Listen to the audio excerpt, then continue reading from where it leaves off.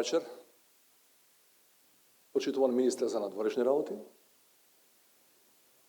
почитувана амбасадорке, доаен на дипломатскиот кор во Скопје, Ваши екселенции, дами и господа.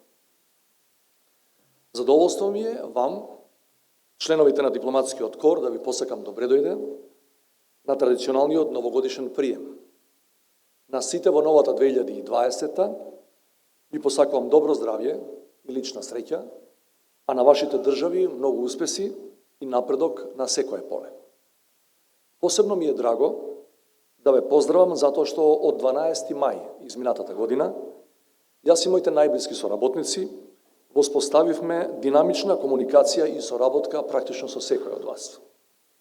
Таа соработка се надевам дека, тука ќе се согласиме, резултираше со реализација на неколку значајни посети и активности на меѓународен план. Сакам да нагласам дека како и до сега, така и понатаму, мојот кабинет останува да биде целосно отворен за уште подинамична соработка со секој од вас, со цел да ги продлабочиме нашите билатерални и мултилатерални односи за сите прашања од заеднички интерес. Транспарентноста и динамичноста се меѓу моите основни принципи на работа и на внатрешен и на меѓународен план, така било до сега, така и ќе остане. Годинава се навршуваат неколку јубилеи од воспоставување на дипломатските односи со 20 на држави во светот, како и 25 години од нашето членство во Организацијата за соработка и безбедност во Европа, Советот на Европа и Партнерството за мир на НАТО алијансата. Овие јубилеи се одлична можност за нови иницијативи со кои на најдобар можен начин ќе ги одбележиме нашите заеднички активности и се разбира нашите заеднички успеси.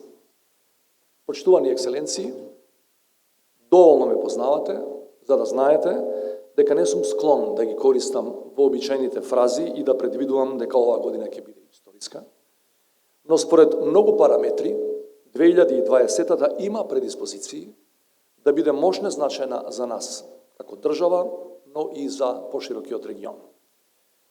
Престојните неколку месеци за нас внатрешно се период на организација и спроведување на најавените парламентарни избори.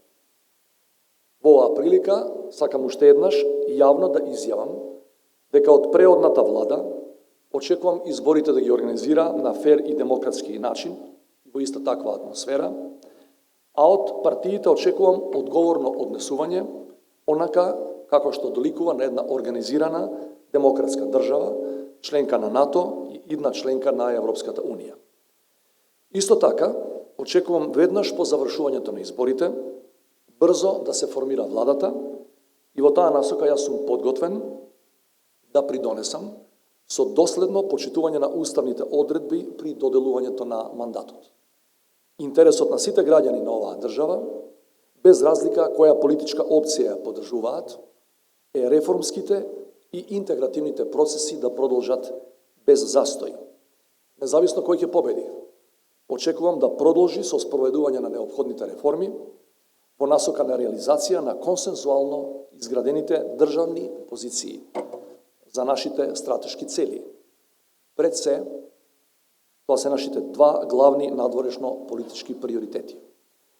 Годинава ќе станеме членка на НАТО, што ќе ја зголеми нашата одговорност и кон граѓаните и кон сојузниците. Со членството ние стануваме дел од Евроатлантската заедница и ќе ги споделуваме привилегиите, но и обврските од членството. Како врховен командант на вооружените сили ќе се залагам вложувањето во одбраната да го достигне стандардот од најмалку 2% од БДП во предвидениот рок, за да можеме да се адаптираме кон брзите геополитички и безбедносни промени и ефикасно да придонесуваме кон мирот, безбедноста и стабилноста на Европа. Ваши екселенции, ова 2020 со Европската Унија ќе председаваат две држави кои се посветени на европското проширување кон нашиот регион, Република Хрватска и Сојузна Република Германија.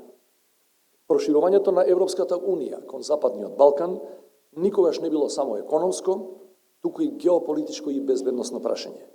Никогаш не било само комерцијален интерес, туку и споделување на заеднички вредности. Убеден сум дека хрватското и германското председавање со Унијата се можност и за наш исчекор во европските интеграции.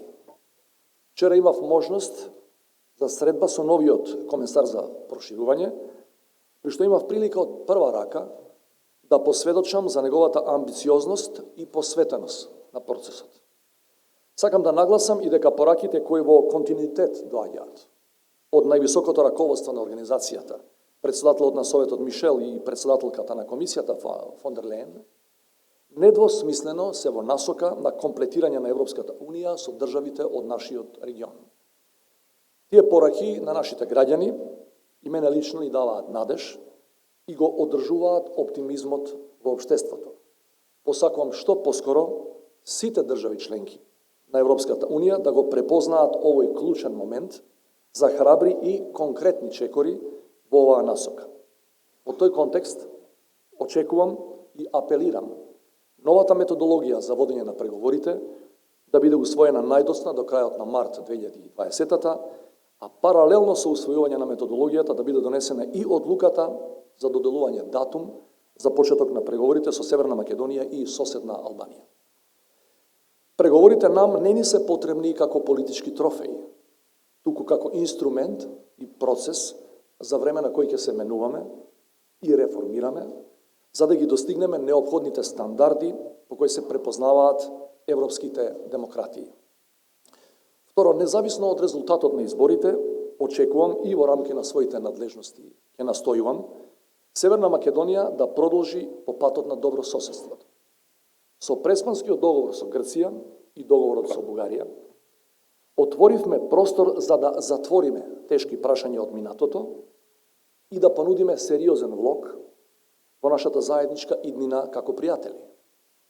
Убеден сум дека успешната мултилатерална соработка во НАТО и во Европската Унија ќе биде уште поуспешна со добра билатерална соработка, пред се со најблиските, со соседите, се разбира врз основа на меѓународното право и добрата волја од двете страни за коректно читање и взаемно почитување на договореното.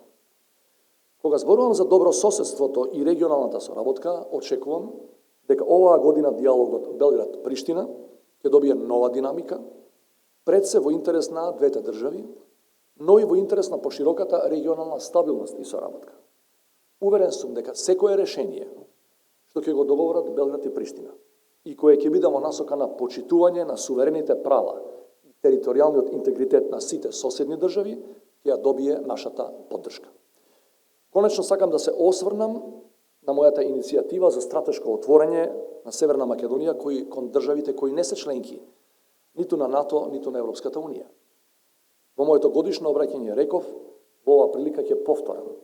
Сега, кога сме де факто членка на НАТО, немаме ниту една причина да бидеме резервирани во односите со државите кои не се дел од евроатлантскиот простор, а диалогот и соработката со нив треба да ги градиме врз основа на легитимните економски интереси на нашите држави, при тоа се разбира почитувајќи ги политичките разлики по определени прашања. Во текот на оваа година ќе остварам работни и официјални посети на некои од вашите држави, а ќе бидам домаќин и на неколку мои колеги и председатели од европскиот континент. Веќе наредната недела ќе бидам во работна посета на Израел, каде што ќе учествувам на Светскиот форум за Холокаустот, по повод 75 годишнината од ослободувањето на нацистичкиот логор на смртта Аушвиц. Граѓаните на мојата држава беа дел од антифашистичката коалиција во Втората светска војна и во нашата историја победата врз фашизмот и нацизмот има огромно значење и неспорно представува конститутивен дел од идентитетот на современа Република Северна Македонија. Неодамна, за жал, во нашиот јавен дискурс беа споделени изолирани коментари кои од припадниците на еврејската заедница беа протолкувани како антисемитски. Слободата на изразување е фундаментално човеково право, но при тоа сите ние мораме да внимаваме на незините легитимни граници, кога нечии коментар може да ги повреди чувствата на еден народ или религија преку влечење на погрешни историски паралели. Пред нас е период на кампања и вжештена предизборна реторика. Од тие причини повикувам на поголема внимателност и воздржаност, затоа што мојот народ буквално никогаш во историјата не бил поврзуван со антисемитски сентименти и ставови. Ваши екселенции, на крајот дозволете ми уште еднаш да посакам благосостојба и напредок на вашите држави, народи и организации, а вам лично многу здравје, среќа и успеси на секој план. За успешна година. Благодарам.